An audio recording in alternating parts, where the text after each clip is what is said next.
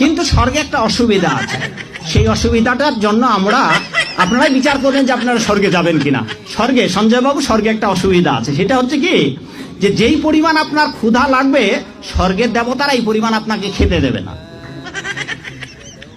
ওখানে সুন্দর সুন্দর পাকা ফল আছে, কিন্তু গাছের ডাল থেকে ছুটে আপনি খেতে পারবেন না।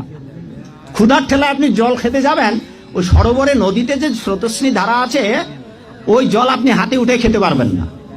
তো ওখানে যারা স্থায়ী দেবতা আছে, ওরা যা খাইতে দেবে আপনার তাই খেতে হবে।